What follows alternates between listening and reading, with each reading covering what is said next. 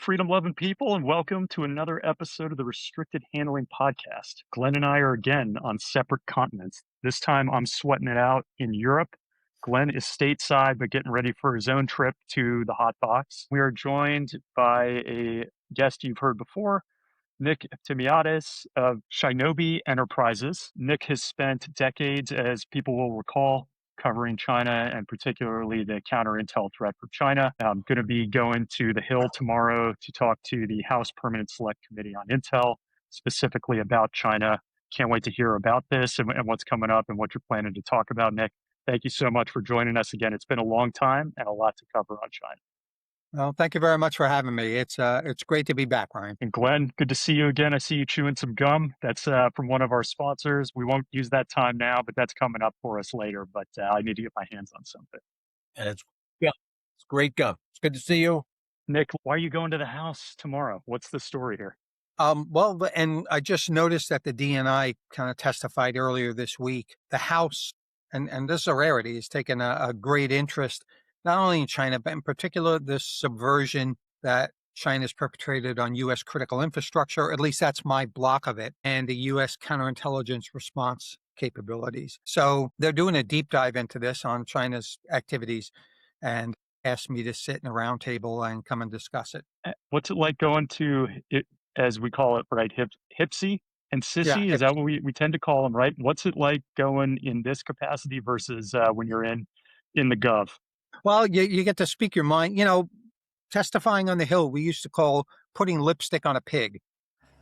I mean, and no matter what happened, it was always a good story. And when you're in the human world in DIA, Defense Intelligence Agency, that was always dictated by what CIA wanted. So no, you can't go brief that case. You got to brief a joint case, one you've done with us. So everything going to the Hill was very controlled and very orchestrated. Not so much this time. No, So a little free. Yeah, you're free to say what you think, huh? Yeah, free to actually tell the truth. That'll be a switch. But one question, you have to go with somebody from one of these Chinese police stations somewhere in the country. They can also get to escort. Is that their demand? Bad jokes. Sorry. Yeah, it should be interesting because I know people who were victimized by those police stations. Might be interesting from the Hipsy to hear from them. Right. Can you tell us what are you planning to talk about when you go to the Hill in particular? Kind of what angle are you taking for this? Well, I'm going to talk about some of the Chinese campaigns for penetration of U.S. critical infrastructure, which is lucky because I just did a briefing on this for International Conference on Transnational Organized Crime and Terrorism. And what we see is a extensive penetration of the critical infrastructures in the United States. We've seen Seoul Typhoon and Volt Typhoon, which are two campaigns that China did penetrating U.S. critical infrastructure on a mass scale, tens of thousands, and penetrating 9 U.S., I think Seoul Typhoon was penetrating 9 U.S. communications providers, right? So in doing that, they had access to all the comms, including those of senior U.S. officials. But, there are other things that we looked at. The solar panels coming out of China are built in with backdoors, for where you're connecting with them, through online, China has a backdoor into them. We see that in all sorts in buses that China puts, electric buses it's putting out all over the world. And there are backdoors built into those. There are kill switches built into those. So China can shut them off. We see them in a number of products coming out of China. And I was laughing. Transportation Security Administration put out a notice that the signs that they've purchased from China, the street signs, that you see on the highways, have backdoors built into the software in them. So, I mean, what do we learn from this? We see a massive effort. We see our reliance on China for components of critical infrastructure. And then we see them taking every advantage of penetrating that, using that to penetrate our critical infrastructure. So it's making the Congress aware of this and some of the details of what's going on and how vast a scale this is happening. And the fact of the matter is that the U.S. really doesn't have any response set up. And I say those words specifically, not defense, but response. We don't respond to it in any way. Nick, this is a topic. You touched on something near and dear to me because for the last 2 years, I was working with a Turkish energy company in in the solar and battery storage space. And the CEO of that company kept warning me that the Chinese are dominating the market. They flood the market. There's unfair competition. They're subsidizing their companies. Under the previous administration, we were promoting green energy, but almost the entire market was being controlled by the Chinese. And so my message to Congress through you would be, we need to start subsidizing and helping U.S. companies and maybe allied companies to counter the Chinese, because they really have undermined any competition. That's the playbook. And then they dominate. And yes, this company warned me many times that the Chinese products have backdoors. They can be shut down. They can be used for different reasons. And I am happy to say about a year ago, I saw that we started, I think Congress mandated on U.S. military bases that they need to start getting rid of a lot of this infrastructure and replace it with stuff which is more secure, which is great. That's great news. But it's still, the Chinese, not just in the U.S., but internationally among our allies, which is a big problem, right? And a lot of our allies don't have the money to replace the infrastructure which they mistakenly purchased, both whether it's telecoms. We could talk about this probably for hours on how many mistakes have been made by the U.S. and our allies in the last 20, 30 years in this area. Yeah, it gets to be a pretty expansive effort on their part, and the response has to be equally, expansive on our part. There are a whole range of considerations that have to come into being. A, not buying from China. B, using U.S. manufacturing that's done in China, moving that out of country. I mean, you know what? The supply chain for biotechnologies, for active APIs, active pharmaceutical ingredients, that's U.S. investment into China. Okay, maybe we need to provide no-cost loans or something like that and have that investment moved out of China to Central America or someplace where it could possibly be moved close to shores, shorter chain for distributing it. And you know what? Let's create a couple of 100,000 jobs in Central America and ease our own immigration issues in the same way. Supply chain through friendly nations. So there are a lot of different options we need to do. China dependency should not be an option for the U.S. any longer. They have proven themselves aggressive in threats to the U.S. and sabotaging the U.S. So, what's the response to that? Oh, okay, let's just keep going the way it is. Right. No, something has to be done. Right. I think somebody in this space said to me one day, he said, in cybersecurity space, he said, imagine if Americans woke up and they saw Chinese soldiers running around the streets of the United States in their uniforms, they'd probably, get their Glocks or their shotguns, or they'd go Red Dawn. But they're all over our infrastructure and people seem to be oblivious. My own assessment is a lot of people don't want to even accept that there's a problem, because it's a pretty big problem and it's a little bit daunting, but we need to do something about it. Well, the U.S. has had a path, which I think has been a gross error, for the past couple of decades. And that's been, we'll build defenses. So cyber penetrations is probably the biggest example of it. They attack and we build bigger cyber walls. They attack and we build bigger cyber walls. Well, you know what? If it's the government doing that, it costs the taxpayer. And if it's a company doing that, it costs the consumer. And you provide no incentive for China to stop. What's the incentive? I mean, it's cheaper to attack in those spaces than it is to defend. So what's their possible incentive to stop? As of now, they have the greatest transfer of wealth in history, right? Trillions of dollars in U.S. intellectual property has transferred over to China, mostly through insider threats as well, but mostly through cyber activities. So, I mean, what's the incentive we're putting for them to stop? It's ridiculous. It doesn't cost them anything, so they continue to go. And, we continue to do the same thing as a true mark of being crazy. Nick, I know when President Trump went to visit Xi just a month or two ago, you were on a pretty epic trip, so we couldn't connect. But I'd just be curious, have you heard any of this come up from that meeting or the outcome since? You know what? The outcome is pretty interesting because there hasn't been anything that's come up. If you notice the dead silence on it, which means they actually sat there in a meeting with Xi and no progress was made.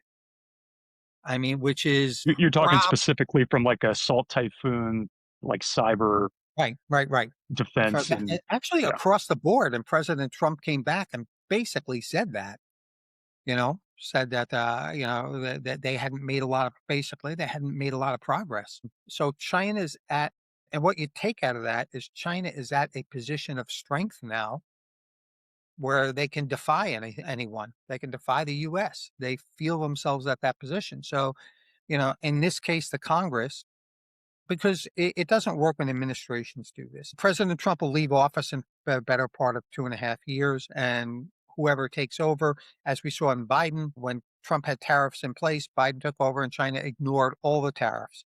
They ignored all their responsibilities that they signed up to that they would buy from the U.S. They just discarded it because a new presidential administration came in and Biden wasn't going to chase them down for it.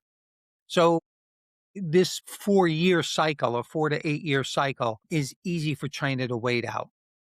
And they're waiting out Trump now, right? Another 2.5 years. And out of that 2.5 years, maybe 2 years they'll have to actively consider it, because the last 6 months will be elections coming up. And if Congress flips leadership at this point, or flips its members, then, Trump's going to get nothing done over the next 2 years. So, and they're patient. They have a long-term plan. They have a strategy that sits over decades. So they can wait out this minor bump as they're moving forward. So the key to U.S. national security for the future lies in the Congress, lies in putting things in law and saying, no, we want a strategy and we want an annual update or biannual update. And the strategy's got to cover 1, 2, 3, 4, 5 points. We want you to, execute on critical infrastructure. We want you to create this, create that, do this. My point to the Congress is going to be, it needs to mandate these changes, because we've seen the Congress complain before.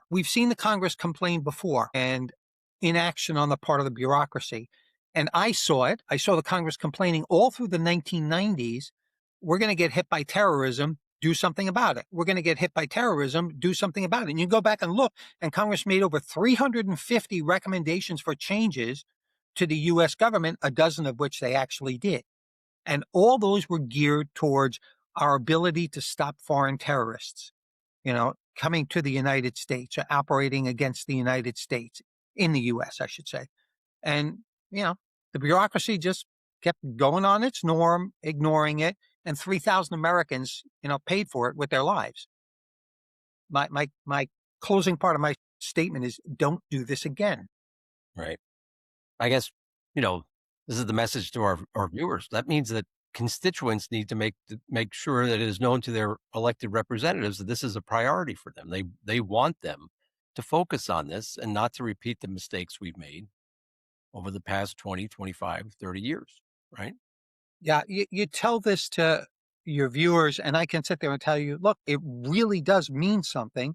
Honestly, if 5 people were to write into a congressman, to email in saying, hey, what is this? Do something about China. I'm very concerned about the threat to critical infrastructure, and they're stealing U.S. technology. If half a dozen people wrote in, that congressman would be dumbfounded, to bring it up, but people don't. And as much as you listen to people rant and rave online about it, they take no action.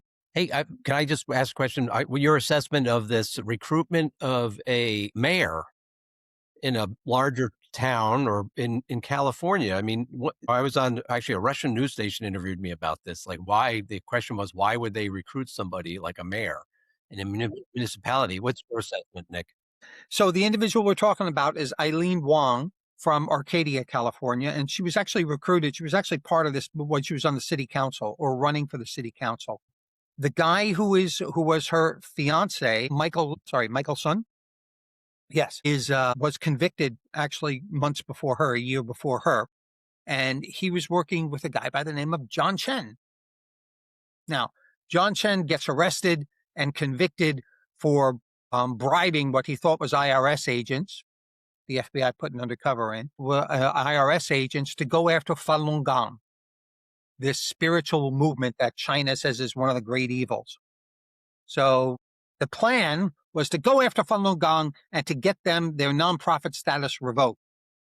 And they paid him $60,000, moved through in cryptocurrency and such. And he had orchestrated the whole thing, working with intelligence and other officials in China. This guy does it. He does it with Mike Sun. Sun then says, hey, Eileen Wong, my fiance, is running for city council in Arcadia, California. They moved that, and they have letters which were presented as evidence going back to China asking for $80,000 to run the campaign and to move her forward.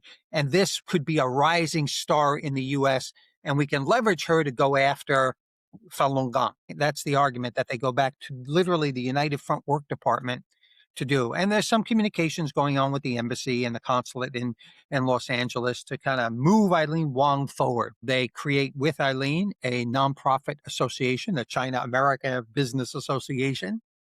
And they get a lot of people coming in, collect a lot of money from that. And that's all done for Eileen Wong's campaign. Eileen Wong has worked with Mike Sun before, and she's worked with him in basically putting out propaganda at CCP direction in a company that they had together. So, multiple businesses that they run together. Comes up that he is eventually, and because the FBI goes through John Chen's, documentation and says, hey, whoa, what's this? He's working with this guy, Mike Sun. And they trail it back to Sun, do an investigation. Ultimately, they pop Mike Sun. And, that just leads in time within a year later to arresting Eileen Wong as part of this effort. So, and the plan was, and if you take a look at that and the case of Fang Fang, who dated former Congressman Eric Swalwell, she also, it appears, she had a relationship with Mike Coleman, who was mayor of a major city in Ohio. So, and it's great because he's 60 years old. She was around 30. And, Nick, the angle for Eileen Wong was Falun Gong specifically? Well, that's what, yes, because they were pitching the United Front Work for money. The interest, and they said, look, this will be a rising star, a long-term star that will have in American political circles. And that's what China does. They invest in the long term. They invested in Congressman Swalwell. They invested in Eileen Wong. There's a term in the Ministry of State Security uses called chendiyu, which is literally translates to bottom sinking fish or fish on the bottom of the ocean, long-term asset you put into place and can activate decades later. And that's what they're doing. Maybe turning the table a little bit, there was a report from the MSS, and I'm just going to read a little snippet about it. Individual, last name Shang, a case of a defense industry employee targeted overseas through paid consultancy arranged by two foreign intel operatives, returns to China, and then I think admits to what he did and is not held accountable quite as harshly as you might expect. Anything to make of that, Nick? Have you heard of that story yet? Yeah, they release stories like this increasingly. And what you find is that every time there's an espionage case that breaks, or a case that breaks seriously with China, like Typhoon, the Chinese media will break a whole bunch of cases that they'll put online, Okay. sort of in response or retaliation. How true they are, I don't know. But could it be? Yeah, very likely. But you can never tell if it's true or not, which gets to be kind of crazy with the Chinese system. And then even closer to home, Cuba, with what's going on in Cuba right now, with just electricity being out, outreach from the US to Cuba in different ways. There's been reporting that China does have quite a presence in Cuba, as does Russia. But any concerns you would have if Cuba were to maybe change leadership to some degree? How would that impact China's counterintel efforts or their targeting of us just close to home? The hope, of course, is that it impacts us favorably. Is that you can dangle the carrot out there of look, there's no reason to do this. Let's open up trade relationship. Let's make an official relationship. And Cuba would be thrilled about that. I mean, it is a basket case in poverty. Actually, my son spent a month there just recently. So and so I got sort of reports on the ground. You can't get money out of ATMs. You can't use credit cards and stuff because the U.S. banks don't operate there. Right. So it is, it's in dire straits, has been for a while, but it really is in dire straits. So unless China's going to bail it out, it has an extraordinary opportunity of trade and expansion of its relationship with the United States. The argument of it being a communist country, which is what it was, and us not trading with it right off our shores. Well, China's a massive threat in a communist country, and we trade with them, So I don't see the arguments anymore. I think we could nullify a lot of the threat by opening up the doors to Cuba. And China has a presence there, it sounds like, some Yeah, they do. They have a presence, particularly in their SIGINT capacity. comms. Yeah. Right. It just leads us to, you got to keep the question in mind. If they have such a robust SIGINT presence, how come they didn't detect the Venezuelan operation? Or at least they didn't detect and report and get to their diplomats who were on the ground, the day before.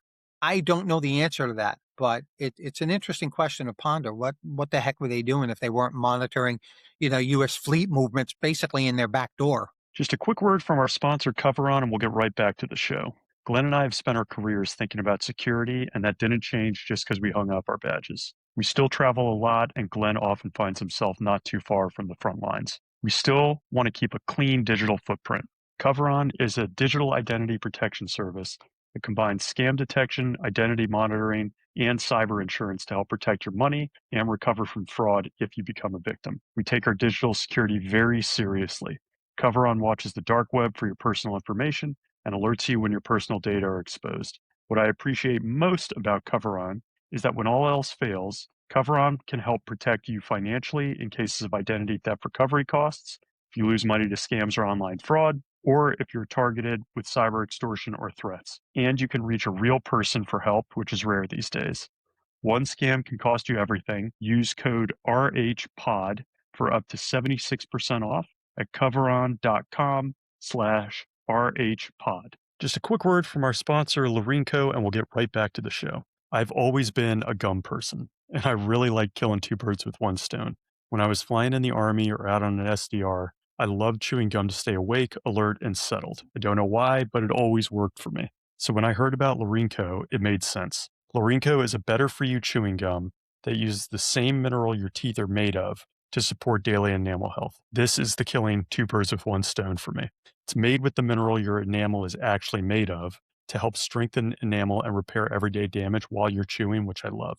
Larinco sent us the gum. The flavors are great and it lasts. They've got mint, cinnamon, bubblegum, berry. They also make a really good fluoride-free toothpaste. I was already chewing gum after coffee on planes and at the office, but now it actually feels like I'm doing something useful for my teeth at the same time. Right now, Larinco is offering our listeners up to 50% off at buylarine.com/restricted. That's buylarine, LARINE.com/restricted for up to 50% off.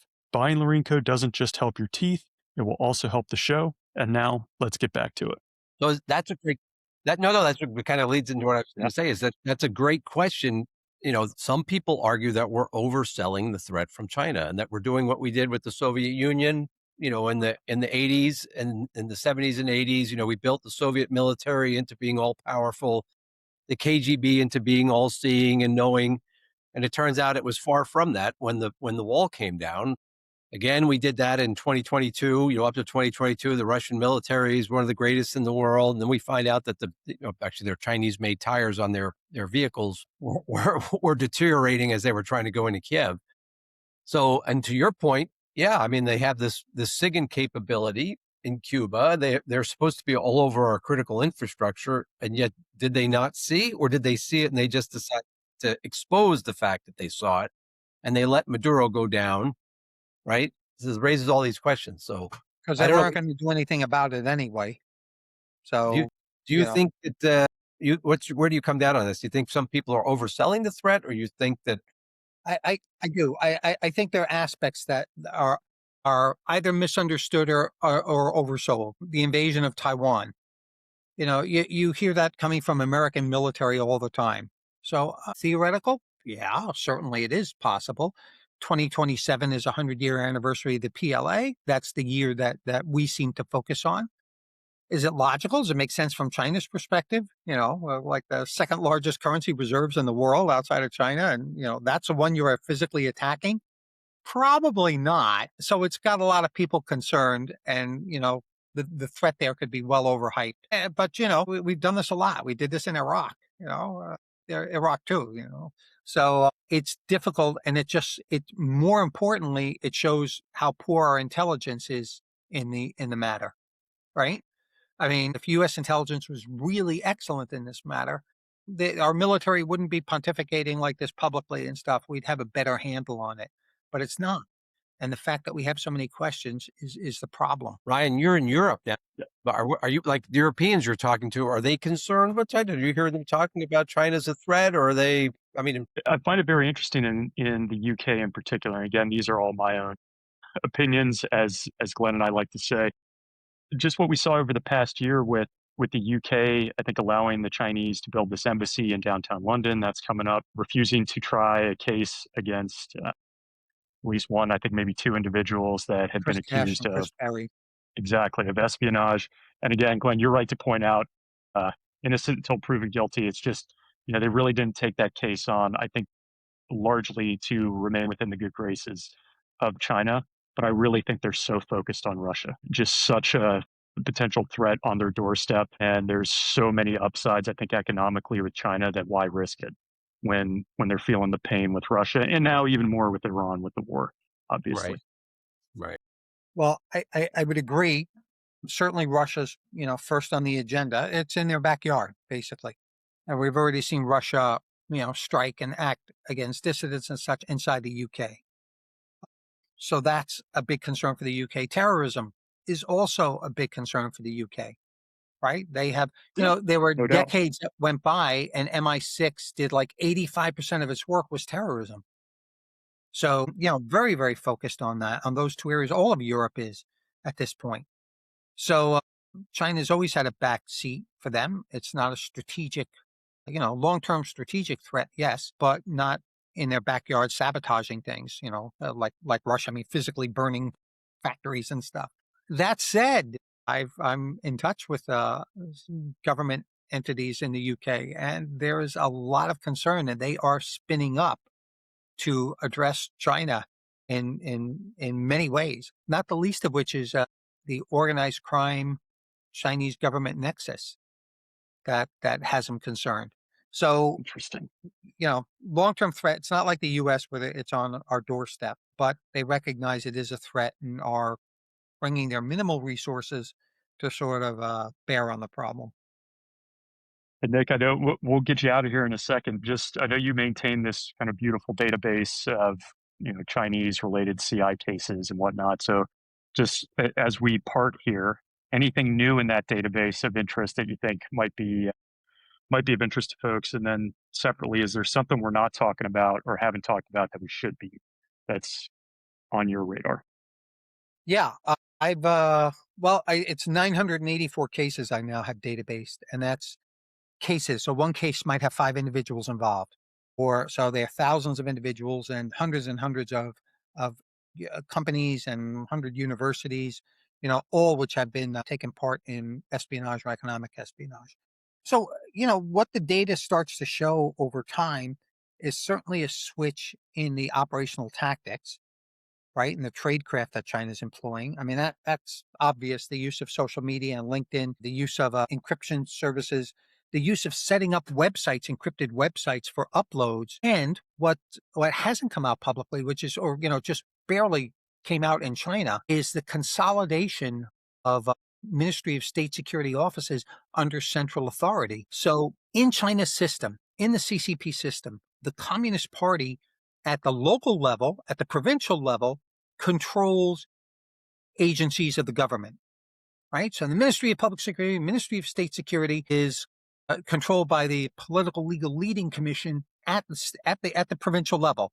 So it's as if the states would control the federal assets there, right? Minimal control from the headquarters, from Beijing, administrative support, logistics, money, that type of thing. But really, operationally, they were controlled by the Communist Party at local levels. So the true collectors of information, the biggest power are those local committees, because they're getting all the feed from the Ministry of State Security, all the feed from the Ministry of Public Security, all the feed from neighborhood committees and committees party committees inside universities and companies and state-owned enterprises. All that's coming to the provincial level, Chinese Communist Party, right? They're the trusted ones, and they're reporting up to senior levels in the party. That's how the party keeps control at provincial levels. Just this year, we saw that control move from the control level at the province up to the national level. So many say this is Xi Jinping getting control, in case there's a fight for leadership, getting control of the assets, the state security and public security assets, throughout China, in case he has fights with different party, leaders in those areas. But we'll see. It's a huge control issue, and it will change the way Chinese intelligence does business. So, Interesting. because they'll have a central place now, kind of looking down, monitoring over, what's being done with different areas. Is that your hypothesis as well, that it's him consolidating power, or is that just what people are suggesting No, there? I don't know. I think Too early. in some ways he's tried to professionalize the service, but it certainly would be an interest in him. And we've seen him over a decade now, subjecting people to discipline and things like that to consolidate power, primarily in the Ministry of Public Security. I mean, State Security is almost a smaller child. So compared to public security, which, anyone who carries a gun is a big deal in China, and they're far more pervasive than the state security apparatus. I do have one other thing coming out. Let's hear it. Just to let you know, I haven't figured out how I'm going to publish this as a paper, but I got the list and I did research and found 30 Ministry of State Security headquarters locations in China, each provincial level headquarters location. And then I got a team of graduate students out of Penn State in our geospatial intelligence group. And we gave them as a graduate project, working under me, reading out those building facilities. I went online and China publishes. You got to do some fishing to find it, but their internal regulations on office space, specifically Communist Party, and for the security apparatus, how many people per square foot you're allowed to have, per square meter, and what an office has to be, what size, how the hallways, the width of the hallways. If it's more than 200 people in the building, it has to be a certain width, that type of thing for fire exit. So I get those statistics, provide those to the team, and I did oversight of the team as they're working. And we did a readout of not only the exact number, and this has been an issue with in the Ministry of State Security. People, there are 800,000 people were, in the MSS. There were 100,000. No, it turns out they're probably around 70 to 80,000. Really. If you just look at the building space, this is what they got to work with, guys, and this is their regulations for doing it. That, and of course, given the fact that I know where their satellites are pointing, having looked at the imagery, we're able to go and tell you exactly which satellites they're using for their communications. So I intend to publish that in a not too distant future. So Awesome. I'm going to look forward to getting that out into the public realm. Well done.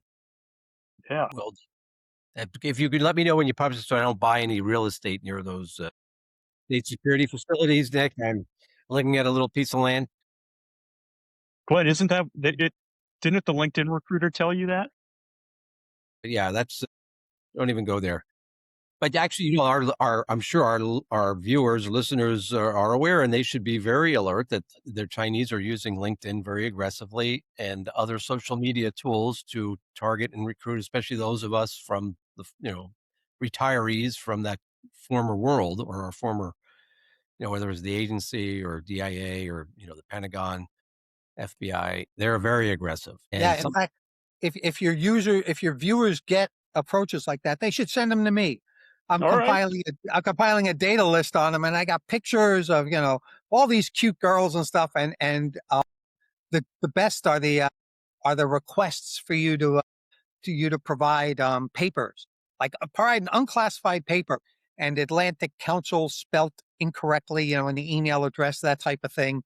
So I'm compiling a good group of those things. At some point, Excellent. I want to make it just public, just post it, so that people can see.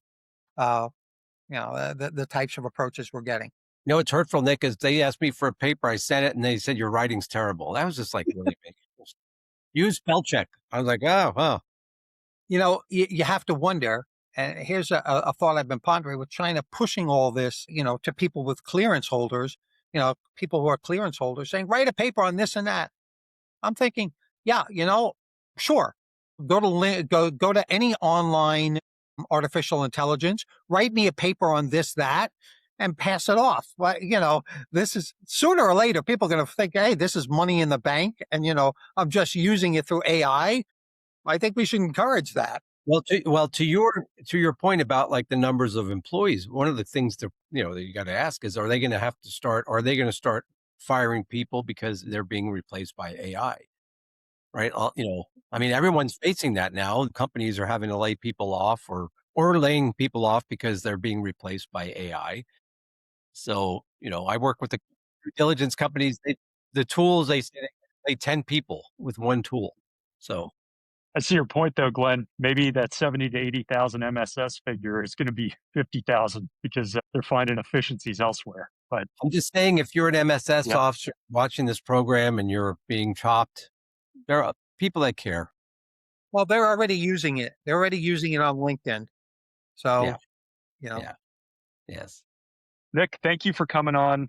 We'd love to have you on again, especially after you end up publishing that piece. That sounds like a really interesting one that I know personally Glenn and I would love to hear about. I'm sure the listeners would. Keep us updated on that, and we'll have the links so people can find you and what you're doing in the description. All right. Well, thanks very much, guys. I appreciate you having me, and I'll look forward to being in touch.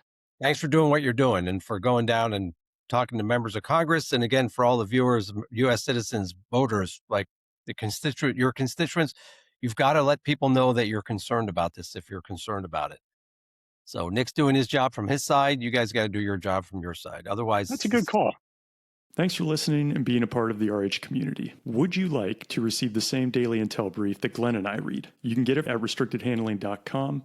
We've curated what we consider to be the most relevant and reputable sources on all things international security, geopolitics, military and intel ops, and economics and sanctions, focused exclusively on Russia, China, Iran, North Korea, and the Middle East, to include accompanying podcasts for Russia, China, economics, and spy stories. Just head to restrictedhandling.com, enter your email, and you'll get the daily briefs that Glenn and I both read, and you can leave comments and questions that we can respond to. Thanks again for listening. Stay safe.